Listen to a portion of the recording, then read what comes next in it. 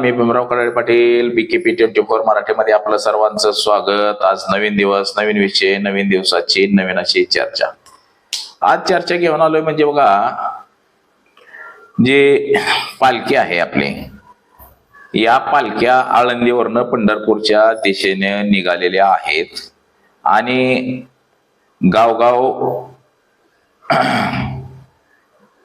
पालख्यांचं स्वागत केलं जातं. त्याचबरोबर त्या पालखीचं औक्षण केलं जातं. पालखी निमित्त कार्यक्रम केला जातो. तसंच तुकाराम महाराजांची पालखी इंदापूरला अशी येत असते, संत तुकाराम महाराजांची पालखी.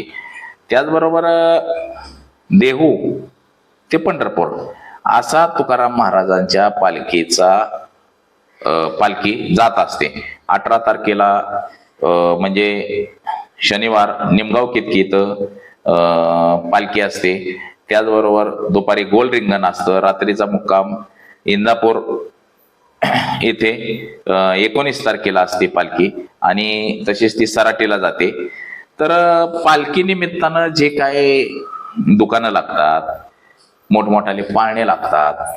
तर आता ही जवळपास 40-50 वर्षाची परंपरा आहे, जुनी परंपरा आहे की पालखीमुळं पाळणे येतात, लोक येतात, लोकांना तेवढाच आनंद उत्साह साजरा करतात लोक.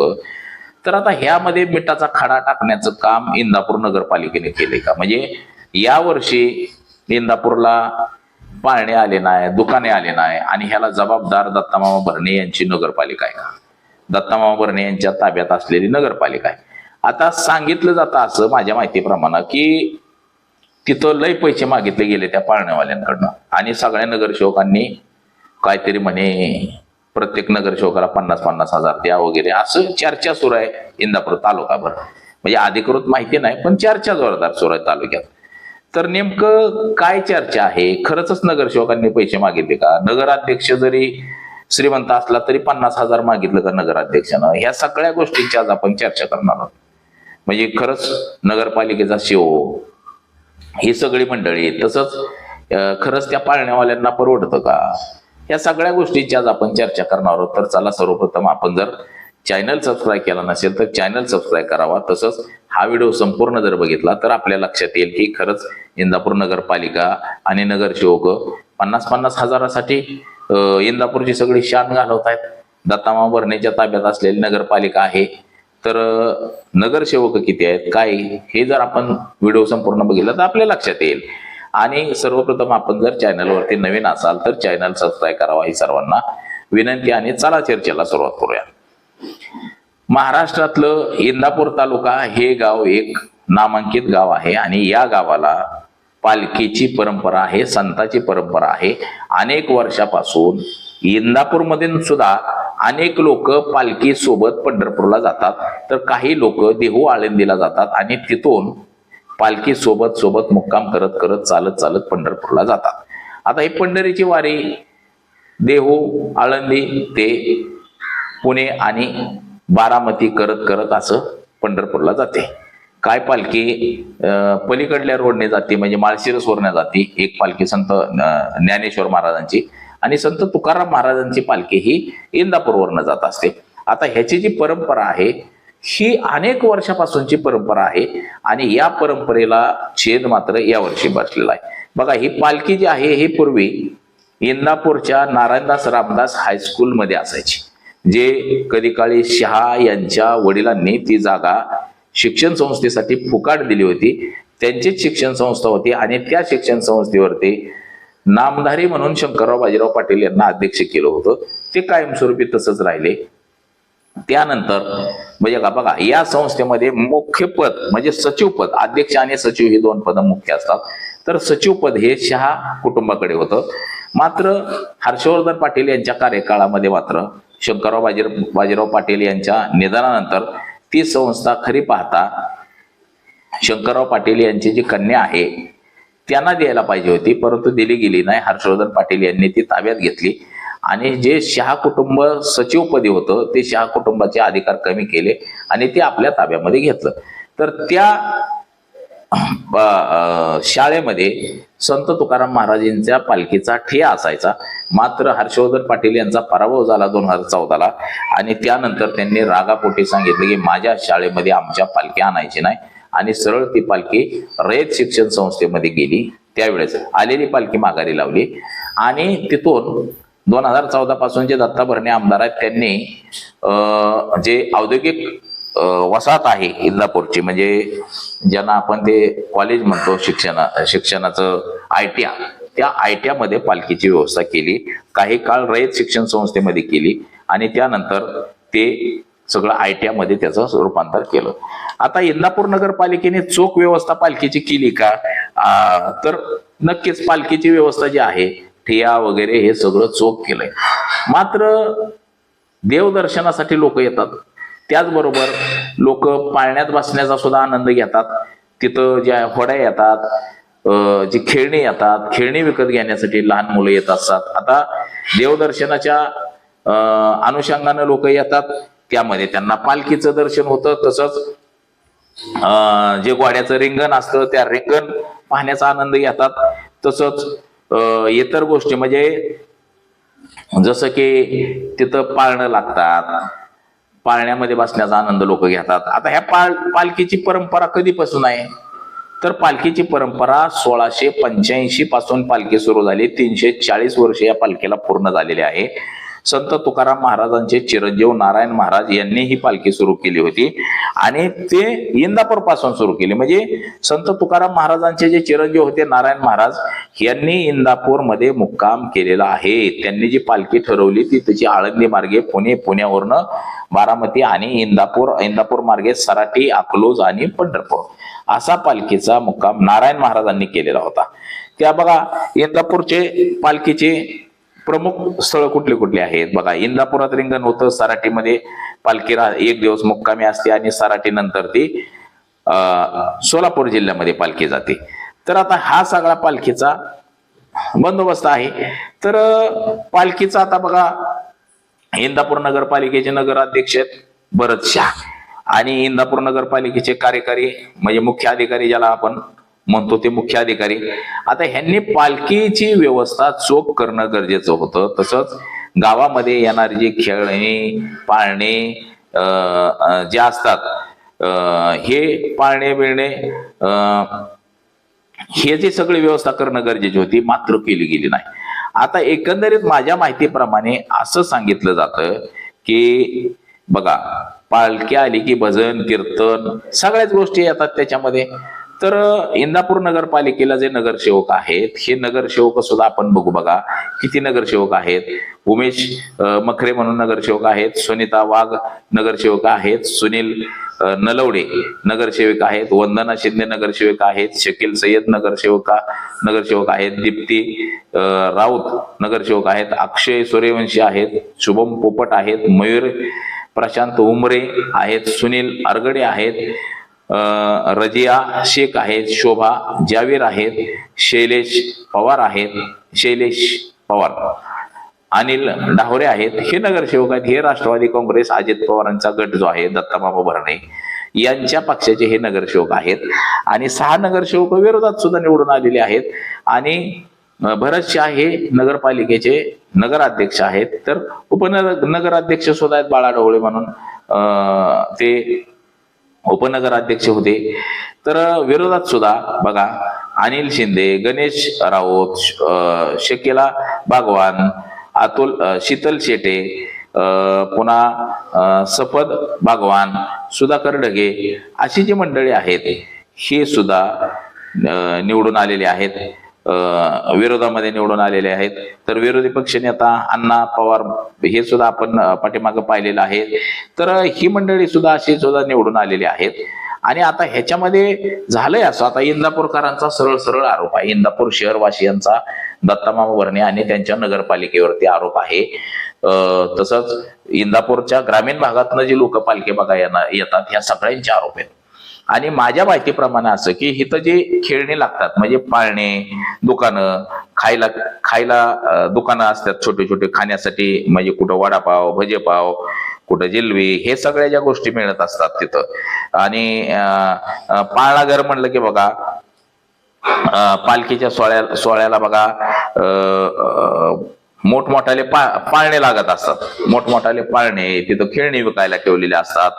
आता एकंदरीत माहिती अशी आहे की हे जे पाळणेवाले असतात, आता ही नगरपालिकेची जागा असते आणि ती नगरपालिका भाड्यानं जागा एक त्या पाळणेवाल्यांसाठी देत असते.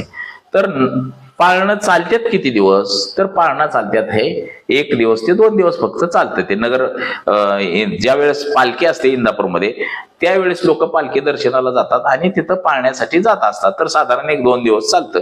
तर 2 दिवसाचा हा धंदा किती होतो सगळा, तर एक गेल्या वर्षीचा धंदा मी आकडेवारी काढली त्या पाळण्यावाल्याकडनं, तर त्यांनी सांगितलं दादा की साधारण 30 लाखाच्या दरम्यान आमचा धंदा झाला गेल्या वर्षी, मात्र आमचा तोटा झाला त्याच्यामध्ये.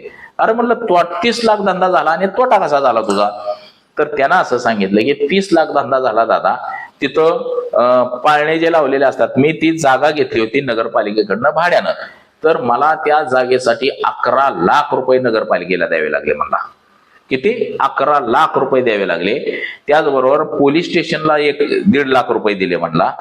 पुन्हा काही सामाजिक कार्यकर्ते येतात त्यांना पैसे द्यावे लागले, काही पत्रकार मंडळी येतात त्यांना आम्हाला सोडावं लागतं की पाळण्याला तिकीट द्यावं लागतात, त्यांना फुकट द्यावं लागतं. तर असं सगळं जर कॅल्क्युलेशन केलं तर मला काय परवडलं नाही म्हणला.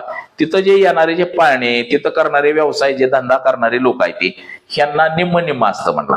म्हणजे जर 30 लाखाचा धंदा झाला तर 15 लाख रुपये ह्या लोकांना गेले म्हणला. ज्याने तो पाळणा आणला, तिथं लावला, ज्यानं हॉटेल टाकलं त्यानं तिथं हॉटेल लावलं, तिथं जे सगळे धंदेवाईक आहेत त्या सगळ्यांना 50% असतं. जेवढा धंदा होईल त्याचं त्याने निम्म घ्यायचं आणि निम्म मला म्हणला. 15 लाखातलं 30 लाखातलं 15 लाख त्या लोकांना गेले, 15 लाख शिल्लक राहिले. 15 लाखामध्ये 11 लाख रुपये नगरपालिकेला भरले म्हणला. आणि पोलीस स्टेशनला काय, कार्यकर्त्यांना काय, असं मिळून मला रुपया राहिला नाही, माझेच 1 लाख रुपये गेले. आणि म्हणला यंदा मला अजून घ्यायचं होतं, म्हणला यंदा तरी फायदा होईल, पण नगरपालिकेनं म्हणला आता 12 लाख रुपये मागितले इंदापूर नगरपालिकेनं. आता हे काय अधिकृत आकडा नसतो, ते चिठ्ठ्या टाकून काढतात नगरपालिकेमध्ये जागा भाड्याने देणं, आणि 12 लाख मागून सगळ्या नगरसेवकांनी सुद्धा पैसे मागितले म्हणे. आपल्याला काय परवडत नाही म्हणला, एवढे पैसे होत नाही. आणि इंदापूरमध्ये 1च दिवस पालखी मुक्कामी असते. आता म्हणला जिथं आम्ही 1 कोटी रुपयाचा ठेका घेतो म्हणला, आता नारायणगाव मध्ये म्हणला आम्ही 1 कोटी रुपयाला जागा घेतली आणि तिथं लावले, पण तिथं 1 महिनाभर यात्रा असते. महिन्यामध्ये आमचे भरपूर पैसे जमतात म्हणला. 1 कोटी रुपये जाऊन आम्हाला अनेक, म्हणजे 1 कोटीला 1-2 कोटी शिल्लक राहतात म्हटला.